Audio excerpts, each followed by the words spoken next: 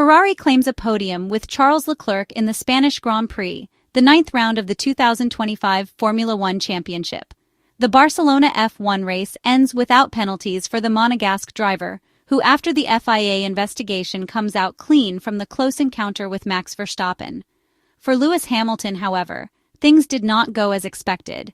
The Englishman struggled with balance issues while carrying a lot of fuel, and was unable to deliver his best performance in the SF-25. At the start, most drivers opted for soft tires, both new and used. Strategic forecasts indicated a two-stop Spanish Grand Prix to maintain a high pace. Ferrari chose Pirellis marked with red for both drivers, but Charles Leclerc had a slightly fresher set than the one Lewis Hamilton was using. In the first laps, Max Verstappen showed an impressive pace. But his set of tires was 2 laps older than Oscar Piastri's, the race leader. Then the Dutchman began to suffer, while McLaren stood out for a more effective thermal management. Oscar Piastri nevertheless reported some rear difficulties, understandable considering how front-loaded the MCL-39 single-seater was.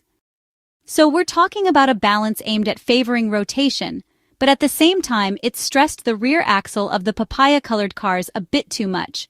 In contrast, other teams focused on protecting the rear axle as much as possible, but this automatically compromised the front end's effectiveness. Ferrari responded to a Mercedes move while Red Bull, well, they tried something different by bringing Max Verstappen in for his first stop on lap 14. Once back on track, the Dutchman pushed at full throttle, without even a lap to adapt. This was a clear sign of their intention to play the 3-stop card. The pace, though, was not enough to threaten the McLarens, but was better than Ferrari and Mercedes.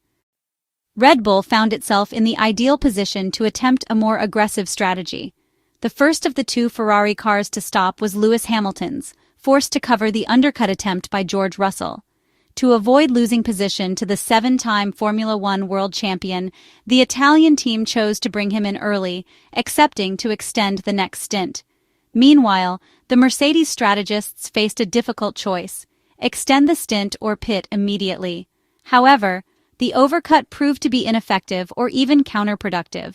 Charles Leclerc was also called in the following lap to prevent Lewis Hamilton from gaining ground with new tires, and therefore avoid another difficult situation of having to implement team orders on track. As often happens, Ferrari set a cautious start to the stint for both drivers, a further reason to avoid losing positions during the pit stops.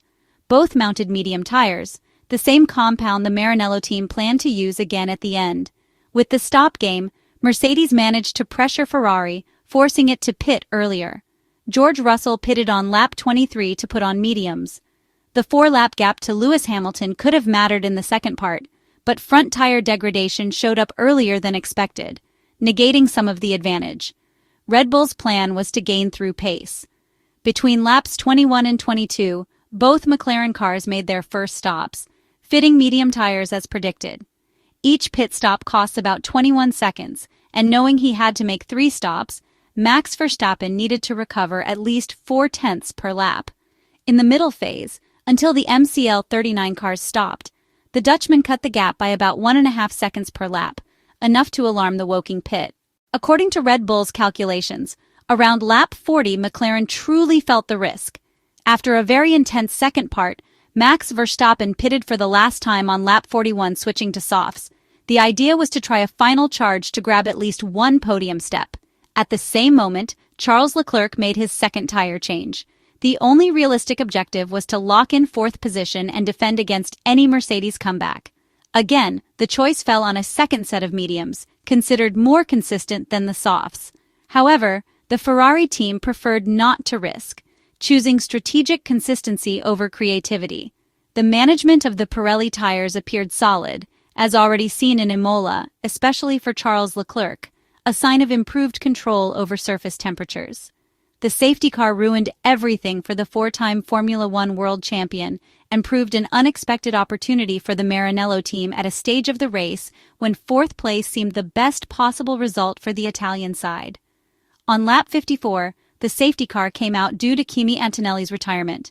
However, its appearance did not offer significant strategic advantages since the main stops were already done. In fact, for Max Verstappen, already having pitted 3 times, the neutralization was a blow. With soft tires used for 11 laps, Red Bull was forced to pit for a fourth stop because the competition was preparing to mount fresher tires, almost all on softs used for 4 laps. Only Nico Hülkenberg had a new set. Essentially, Red Bull judged Max Verstappen's tires too worn to defend at the restart, especially against rivals with fresher compounds. Without any other sets of soft tires available, they opted for the hard tires, the only alternative left. At the restart, however, the hard compound proved ineffective. The temperature had not yet reached the ideal range, and Max Verstappen lost grip exiting the last corner. The result was a double overtake by Charles Leclerc and George Russell, which excluded the Dutchman from the podium, while the 10-second penalty for the move on the Mercedes W16 car sent the Dutchman nearly outside the top 10. Ferrari will now head to Montreal for the Canadian Grand Prix as second in the constructors' standings, a result that reflects its recovery after a disastrous start to the 2025 Formula One season. The current position mirrors the on-track hierarchy, with McLaren untouchable, and Red Bull still overall faster with Max Verstappen, but limited in points by a car undrivable for anyone besides the Dutchman. Holding the title of best of the rest falls short of the expectations set before the season, but the hope is that the planned aerodynamic upgrades will at least bring some stage victories. The prancing horse has overtaken a Mercedes team emerging from a decidedly difficult triple-header. Kimi Antonelli's retirement due to an oil pressure loss followed George Russell's battery issue during Monaco's Saturday, raising concerns about reliability. Once again, the Silver Arrows couldn't replicate in the race what they'd built on Saturday. The surprise of the day, however, was Nico Hülkenberg, the only one with a new set of soft tires after the safety car. He even overtook a stunned Lewis Hamilton and then benefited from Max Verstappen's penalty.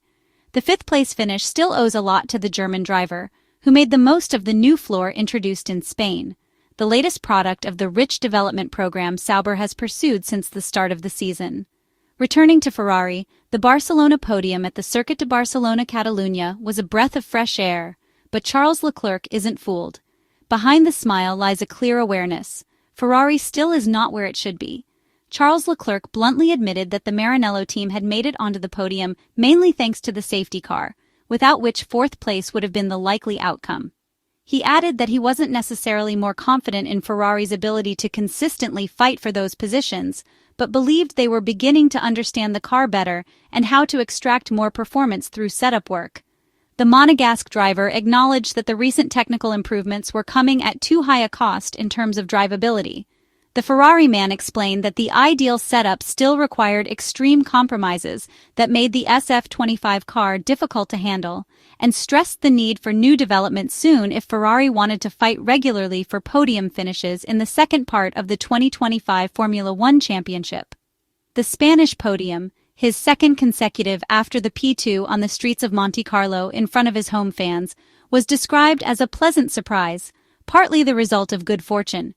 However, Charles Leclerc made it clear that the competitive hierarchy remained unchanged. He was not overly thrilled with a third-place finish, though he admitted he hadn't expected it heading into the weekend. It was, in his view, a solid result aided by strategy, but he emphasized that what the Maranello team now truly needed was real progress.